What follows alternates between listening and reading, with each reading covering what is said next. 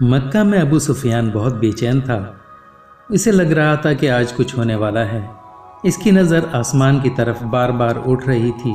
اس کی بیوی ہندہ، جس نے حضرت امیر حمزہ کا کلیجہ چبایا تھا، اس کی پریشانی دیکھ کر اس کے پاس آ گئی تھی۔ کیا بات ہے، کیوں پریشان ہو؟ ابو سفیان چونکا۔ کچھ نہیں، طبیعت گھبرا رہی ہے، میں ذرا باہر گھوم کر آتا ہوں۔ وہ یہ کہہ کر گھر کے بیرونی دروازے سے باہر نکل گیا۔ مکہ کی گلیوں میں سے گھومتے گھومتے وہ مکہ کی سرحد تک پہنچ گیا تھا۔ اچانک اس کی نظر شہر سے باہر ایک وسیع میدان پر پڑی۔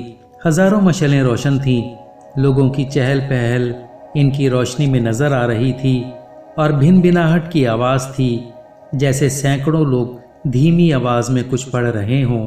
اس کا دل دھک سے رہ گیا تھا۔ اس نے فیصلہ کیا کہ وہ قریب جا کر دیکھے گا کہ یہ کون لوگ ہیں۔ اتنا تو وہ سمجھ ہی چکا تھا کہ مکہ کے لوگ تو غافلوں کی نیند سو رہے ہیں، اور یہ لشکر یقیناً مکہ پر چڑھائی کے لیے ہی آیا ہوا ہے۔ جاننا چاہتا تھا کہ یہ کون ہیں۔ وہ آہستہ آہستہ اوٹ لیتا اس لشکر کے کافی قریب پہنچ چکا تھا۔ کچھ لوگوں کو اس نے پہچان لیا تھا۔ یہ اس کے اپنے ہی لوگ تھے جو مسلمان ہو چکے تھے اور مدینہ ہجرت کر چکے تھے۔ اس کا دل ڈوب رہا تھا۔ وہ سمجھ گیا تھا کہ یہ لشکر مسلمانوں کا ہے، اور یقیناً محمد صلی اللہ علیہ وآلہ وسلم اپنے جانثاروں کے ساتھ مکہ آ پہنچے تھے۔ وہ چھپ کر حالات کا جائزہ لے ہی رہا تھا کہ عقب سے کسی نے اس کی گردن پر تلوار رکھ دی۔ اس کا اوپر کا سانس اوپر اور نیچے کا نیچے رہ گیا تھا۔ لشکر کے پہرے داروں نے اسے پکڑ لیا تھا اور اب اسے بارگاہ محمد صلی اللہ علیہ وآلہ وسلم میں لے جا رہے تھے۔ اس کا ایک ایک قدم کئی من کا ہو چکا تھا۔ ہر قدم پر اسے اپنے کرتوت یاد آ رہے تھے۔ جنگ بدر، احد، خندق، خیبر، سب اس کی آنکھوں کے سامنے ناچ رہی تھیں۔ اسے یاد آ رہا تھا کہ اس نے کیسے سرداران مکہ کو اکٹھا کیا تھا، محمد صلی اللہ علیہ وآلہ وسلم کو قتل کرنے کے لیے، کیسے نجاشی کے دربار میں جا کر تقریر کی تھی کہ مسلمان ہمارے غلام اور باغی ہیں، ان کو ہمیں واپس دو۔ کیسے اس کی بیوی ہندہ نے امیر حمزہ کو اپنے غلام حبشی کے ذریعے شہید کروا کر ان کا سینہ چاک کر کے ان کا کلیجہ نکال کر چبایا اور ناک اور کان کاٹ کر گلے میں ہار بنا کر ڈالے تھے، اور اب اسے اسی محمد صلی اللہ علیہ وآلہ وسلم کے سامنے پیش کیا جا رہا تھا۔ اسے یقین تھا کہ اس جیسے دہشت گرد کو فوراً تہ تیغ کر دیا جائے گا۔ دوسری طرف بارگاہ رحمت للعالمین صلی اللہ علیہ وآلہ وسلم میں اصحاب رضی اللہ تعالی عنہ جمع تھے، اور صبح کے اقدامات کے بارے میں مشاورت چل رہی تھی کہ کسی نے آ کر ابو سفیان کی گرفتاری کی خبر دے دی۔ اللہ اکبر! خیمہ میں نعرہ تکبیر بلند ہوا۔ ابو سفیان کی گرفتاری ایک بہت بڑی خبر اور کامیابی تھی۔ خیمے میں موجود عمر ابن الخطاب اٹھ کھڑے ہوئے اور تلوار کو میان سے نکال کر انتہائی جوش کے عالم میں بولے، اس بدبخت کو قتل کر دینا چاہیے، شروع سے ہی سارے فساد کی جڑ یہی رہا ہے۔ چہرہ مبارک رحمت للعالمین صلی اللہ علیہ وآلہ وسلم پر تبسم نمودار ہوا، اور ان کی دلوں میں اترتی ہوئی آواز گونجی، بیٹھ جاؤ عمر، اسے آنے دو۔ عمر ابن الخطاب آنکھوں میں غیظ و غضب لیے حکم رسول صلی اللہ علیہ وآلہ وسلم کی اطاعت میں بیٹھ تو گئے، لیکن ان کے چہرے کی سرخی بتا رہی تھی کہ ان کا بس چلتا تو ابو سفیان کے ٹکڑے ٹکڑے کر ڈالتے۔ اتنے میں پہرے داروں نے بارگاہ رسالت صلی اللہ علیہ وآلہ وسلم میں حاضر ہونے کی اجازت چاہی۔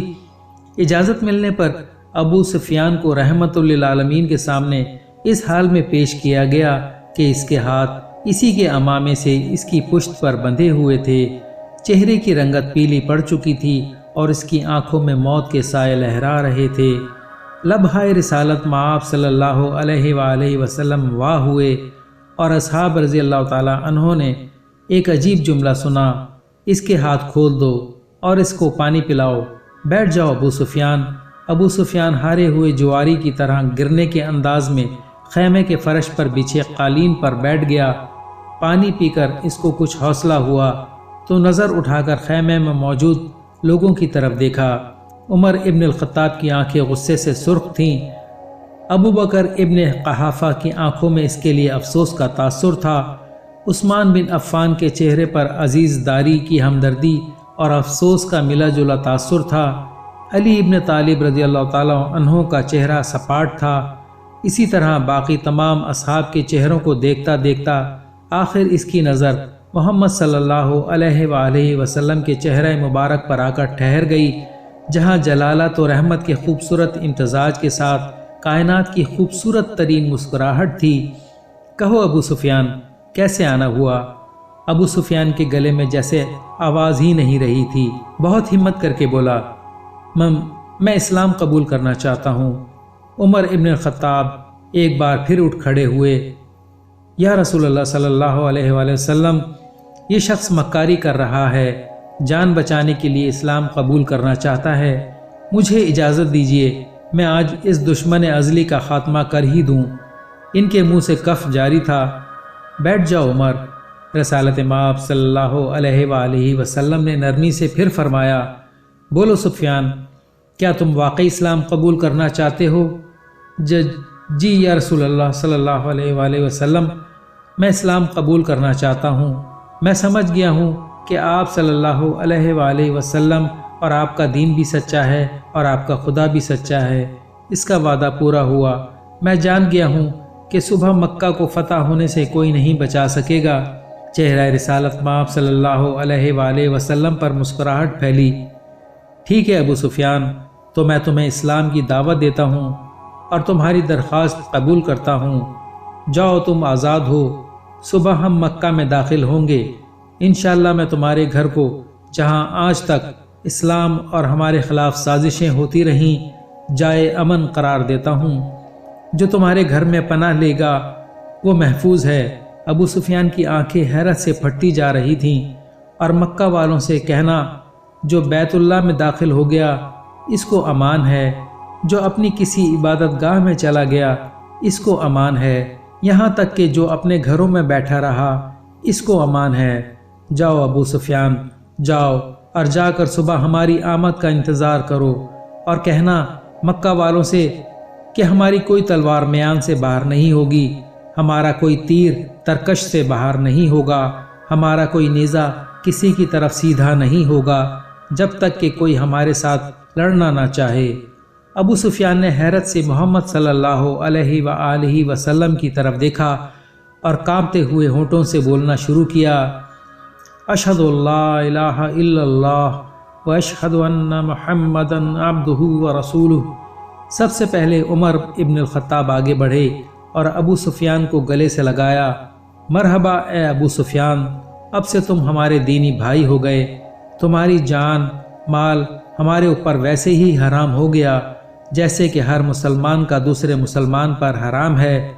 تم کو مبارک ہو کہ تمہاری پچھلی ساری خطائیں معاف کر دی گئیں اور اللہ تبارک و تعالی تمہارے پچھلے گناہ معاف فرمائے۔ ابو سفیان حیرت سے خطاب کے بیٹے کو دیکھ رہا تھا۔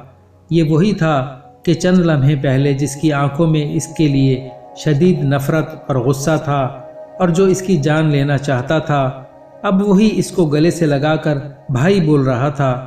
یہ کیسا دین ہے، یہ کیسے لوگ ہیں؟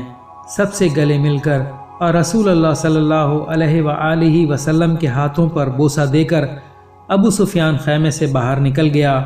وہ دہشت گرد ابو سفیان کے جس کے شر سے مسلمان آج تک تنگ تھے، انہی کے درمیان سے سلامتی سے گزرتا ہوا جا رہا تھا۔ جہاں سے گزرتا اس اسلامی لشکر کا ہر فرد، ہر جنگجو، ہر سپاہی جو تھوڑی دیر پہلے اس کی جان کے دشمن تھے، اب آگے بڑھ بڑھ کر اس سے مصافحہ کر رہے تھے، اسے مبارکباد دے رہے تھے، خوش آمدید کہہ رہے تھے۔ اگلے دن مکہ شہر کی حد پر جو لوگ کھڑے تھے ان میں سب سے نمایاں ابو سفیان تھا۔ مسلمانوں کا لشکر مکہ میں داخل ہو چکا تھا۔ کسی ایک تلوار، کسی ایک نیزے کی انی، کسی ایک تیر کی نوک پر خون کا ایک قطرہ بھی نہیں تھا۔ لشکر اسلام کو ہدایت مل چکی تھی کہ کسی کے گھر میں داخل مت ہونا، کسی کی عبادت گاہ کو نقصان مت پہنچانا، کسی کا پیچھا مت کرنا، عورتوں اور بچوں پر ہاتھ نہ اٹھانا، کسی کا مال نہ لوٹنا۔ بلال حبشی آگے آگے اعلان کرتے جا رہے تھے، مکہ والو، رسول خدا صلی اللہ علیہ وآلہ وسلم کی طرف سے آج تم سب کے لیے عام معافی کا اعلان ہے۔ کسی سے اس کے سابقہ اعمال کی باز پرس نہیں کی جائے گی۔ جو اسلام قبول کرنا چاہے وہ کر سکتا ہے، جو نہ کرنا چاہے وہ اپنے سابقہ دین پر رہ سکتا ہے۔ سب کو ان کے مذہب کے مطابق عبادت کی کھلی اجازت ہوگی۔ صرف مسجد الحرام اور اس کی حدود کے اندر بت پرستی کی اجازت نہیں ہوگی۔ کسی کا ذریعہ معاش چھینا نہیں جائے گا، کسی کو اس کی اراضی و جائیداد سے محروم نہیں کیا جائے گا۔ غیر مسلموں کے جان و مال کی حفاظت مسلمان کریں گے۔ ہندہ اپنے گھر کے دروازے پر کھڑی لشکر اسلام کو گزرتے دیکھ رہی تھی۔ اس کا دل گواہی نہیں دے رہا تھا کہ حضرت حمزہ کا قتل اس کو معاف کر دیا جائے گا، لیکن ابو سفیان نے تو رات یہی کہا تھا کہ اسلام قبول کر لو، سب غلطیاں معاف ہو جائیں گی۔ مکہ فتح ہو چکا تھا۔ بنا ظلم و تشدد، بنا خون بہائے، بنا تیر و تلوار چلائے، لوگ ذوق در ذوق اس آفاقی مذہب کو اختیار کرنے اور اللہ کی توحید اور رسول اللہ صلی اللہ علیہ وآلہ وسلم کی رسالت کا اقرار کرنے مسجد حرام کے صحن میں جمع ہو رہے تھے، اور تبھی مکہ والوں نے دیکھا اس ہجوم میں ہندہ بھی شامل تھی۔ یہ تھی اسلام کی تعلیمات، یہ سکھایا تھا میرے رسول اللہ صلی اللہ علیہ وآلہ وسلم نے۔ اللہ ہم سب کا حامی و ناصر ہو، آمین۔